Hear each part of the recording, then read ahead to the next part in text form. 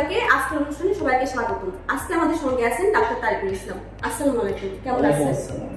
আলহামদুলিল্লাহ ভালো আছি, আপনি কেমন আছেন? জি ভালো আছি। ডাক্তার তারিকুল ইসলাম, প্রথমেই বলুন রোজা রাখলে শরীরের জন্য কি উপকার হয়? রোজা আমরা অনেকেই মনে করি যে শুধু ধর্মীয় একটা ভালো একটা দিক আছে, কিন্তু রোজা রাখলে যে শারীরিক অনেক উপকার আছে তা কিন্তু আমরা অনেকেই কিন্তু আসলে জানি না। তো রোজা রাখলে প্রথম যে কাজটি আসলে হবে, আপনার হজম শক্তিটা কিন্তু আসলে বৃদ্ধি পাবে, এবং দ্বিতীয়ত আপনার যে শরীরের যে গ্লুকোজ আছে তার মাত্রাটা কিন্তু ঠিক থাকবে, এবং তৃতীয় যে বিষয়টা আছে সেটা আসলে আপনার ওজন নিয়ন্ত্রণ থাকবে এবং আপনাকে মানসিক নানা ধরনের স্ট্রেস থেকে কিন্তু আসলে রক্ষা করবে। জি, অর্থাৎ শরীর হালকা ও সতেজ থাকে। হ্যাঁ, অবশ্যই শরীর হালকা ও সতেজ থাকবে। আচ্ছা, মানসিক উপকারিতা কি কি?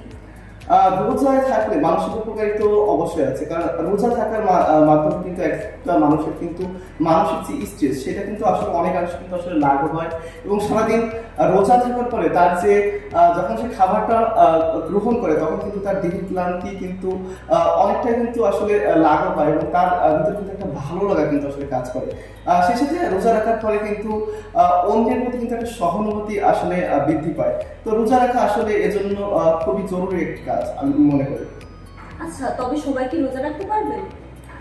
রোজা সবাই আসলে পূর্ণ শক্তি ক্ষমতা সম্পন্ন, অর্থাৎ যারা আসলে রোজা রাখলে আসলে তাদের শারীরিক কোনো সমস্যা হবে না। বিশেষ করে গর্ভবতী যারা নারী আছেন তাদেরকে অবশ্যই রোজা রাখার ক্ষেত্রে কিন্তু ডাক্তারের পরামর্শ অনুযায়ী কিন্তু আসলে রাখা উচিত, কারণ এতে কিন্তু বাচ্চার কিন্তু আসলে ক্ষতি হতে পারে।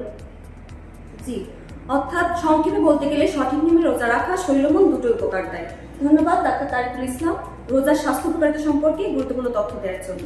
আজকের অনুষ্ঠান এখানে শেষ করছি। সবাই ভালো থাকবেন, সুস্থ থাকবেন। আল্লাহ হাফেজ। আল্লাহ হাফেজ।